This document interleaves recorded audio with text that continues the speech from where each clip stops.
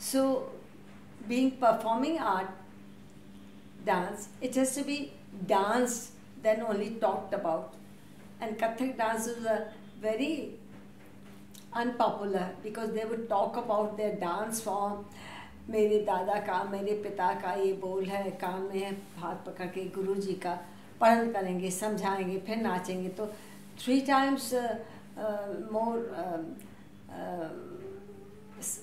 one needed time to explain and understand. Why I'm talking of this is no other dance speaks about guru, about compositions. They come in the dance in general announcement and they do namaskar and go away. So for Kathak, this was the situation, and this was also the tradition with gurus. When we learnt, when we appeared on the stage, we were supposed to do padhant and explain and talk. So you had to talk.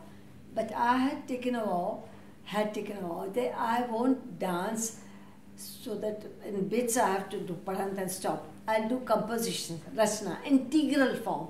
The music, tala, and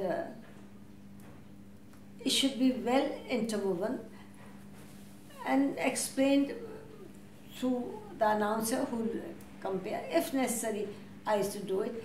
So I stopped dancing. खुला नाच कहते थे. एक ताल आप decide करिए, कोई सी ताल, 3 ताल is popular. And right from the beginning, we used to explain, do padhant, and then proceed. Instead, I sorted that I had compositions. They speak for them. Those composition speaks about itself. As today we showed you Parvati Pujan, Shiva Vandana. The title itself says, so having done, there's no scope to talk. Composition is so subtle and so well woven, गुथी हुई होती है. उसमें कहाँ रुक के हम बात करेंगे? रुकेंगे तो डिस्टर्ब होगी, गड़बड़ हो जाएगी. ये मैंने प्रण किया था और ये मैं करने लगी थी.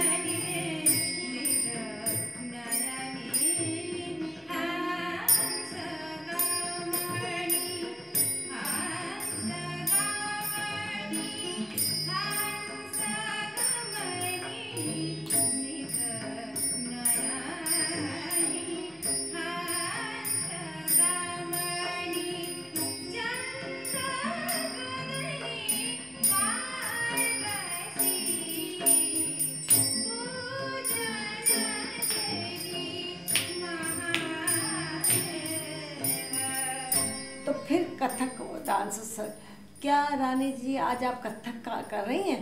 मैंने कहा कथक ही तो कर रही, लेकिन खुला नाच, उसको कहते हैं खुला नाच.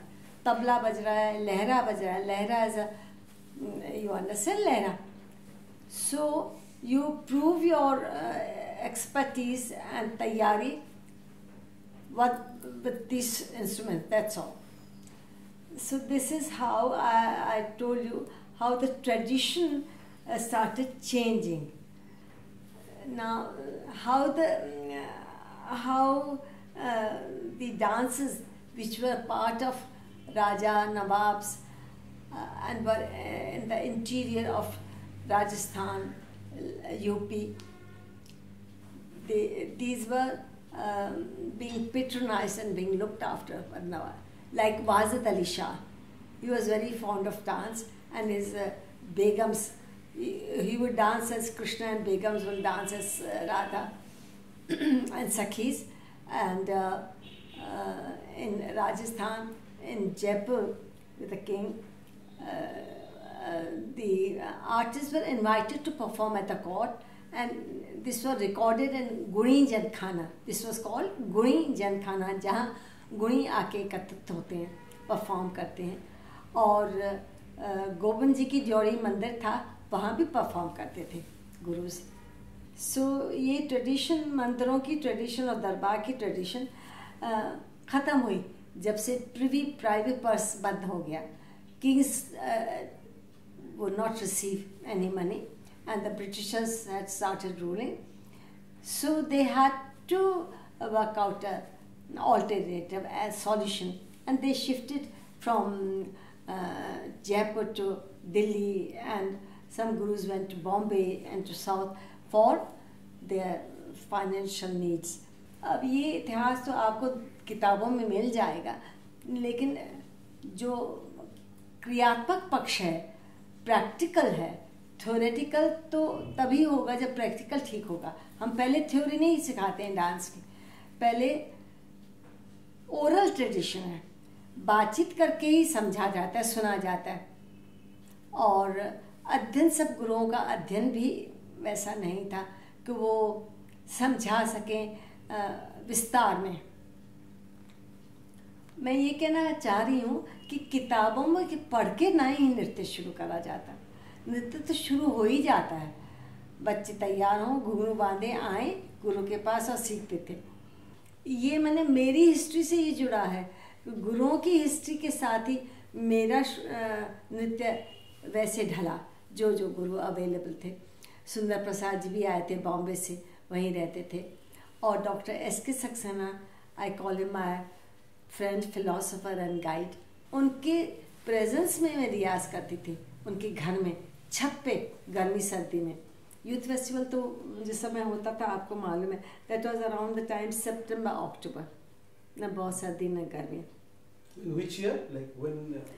I had opportunity to perform 56, so 3 years consecutively I had done 56, 57, 58. After that they didn't allow me. 3 years consecutively I performed.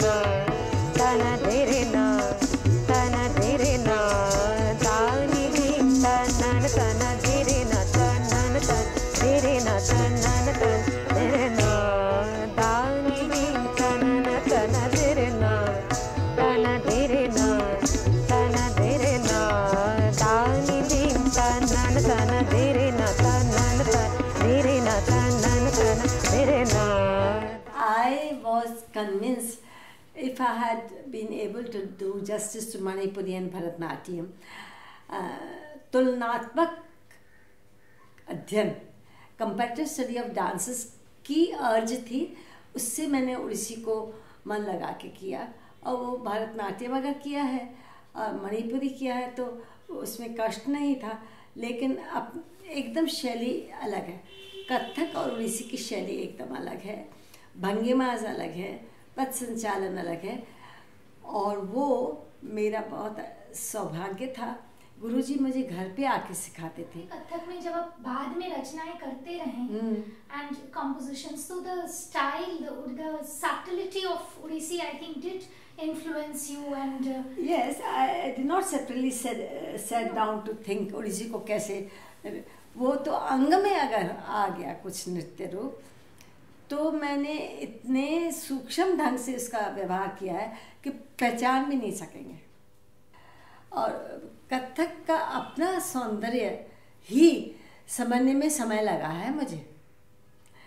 मैंने जब सीखा है तो उसका विवरण, उसको एनालिटिकल फॉर्म तो डॉक्टर एस.के. सक्सेना के पास आने के बाद समझ में आया। उन्होंने कहा बेटा self critical and self analytical होना है एज अ परफॉर्मर। मुखस्त करके किया, लेकिन ये क्यों कर रहे हैं, कैसे होगा, क्रिटिकल एंड एनालिटिकल, कैसे लग रही हूँ, कर रही हूँ, है ना। तो गुरुजी इतने विस्तृत रूप से ठीक हमेशा नहीं कर पाते थे, करेक्ट नहीं करते थे। अब तो मैं वहाँ रुक जाती हूँ, जहाँ दृष्टि ठीक नहीं बनती है खड़ा कर देती हूँ शिष्य को, स्टूडेंट को, और फिर मैं कहती हूँ आप ऐसे कर रहे हैं, ऐसे करना चाहिए। कहाँ है कृष्ण, कहाँ है? कृष्ण की तरफ देखो, उस ऊंचाई पे देखो जहाँ कृष्ण है ना। हाँ, कृष्ण छोटे बच्चे हैं तो यहाँ देखो, बड़े हैं तो यहाँ देखो, वहाँ कहाँ देख रहे हो? दृष्टि। तो दृष्टि का उपयोग, ग्रीवा का उपयोग, कलाई का उपयोग, अंग उपांग प्रत्यंग, उनका समन्वित रूप है।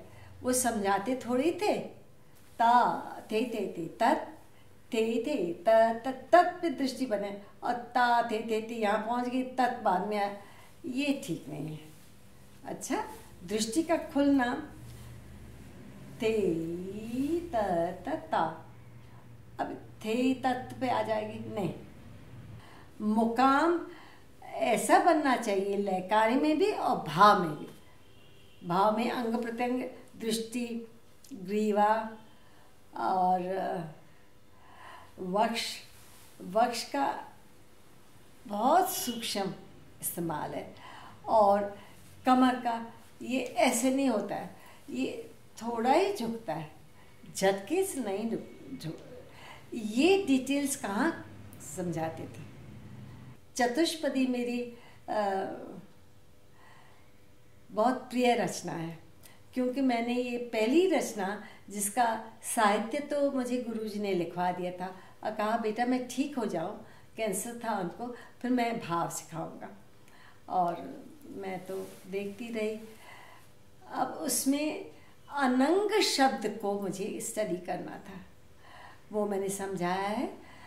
और ये निहायत, उर्दू में कहते हैं, ये बहुत ज़रूरी है कि कविता हो या